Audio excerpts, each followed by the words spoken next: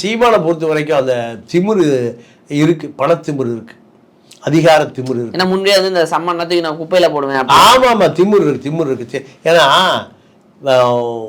அவருக்கு பிஜேபி பின்னாடி இருக்கு, சீமானுக்கு பிஜேபி பின்னாடி இருக்கு, இப்ப திமுக பின்னாடி இருக்கு. அப்புறம் யாருக்கு பயப்படும் அவரு?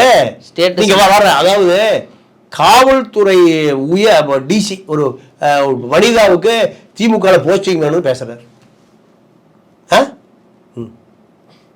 அப்போ இவர் சொன்னா திமுகவில் சூப்பரண்டா போலீஸ் டிரான்ஸ்ஃபர் நடக்குது, அந்த அம்மா அவரை சொல்லுது எனக்கு டிரான்ஸ்ஃபர் வாங்கி கொடுங்க.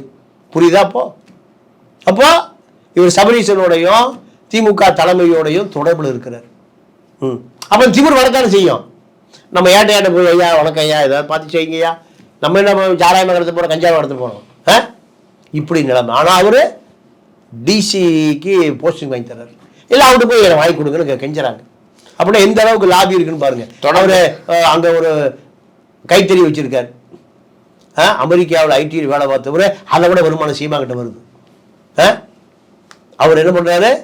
திமுக தொடர்பு தலைமையோடு நல்ல தொடர்புல இருக்கார், அதிகார மையத்தோடு தொடர்புல இருக்கார்.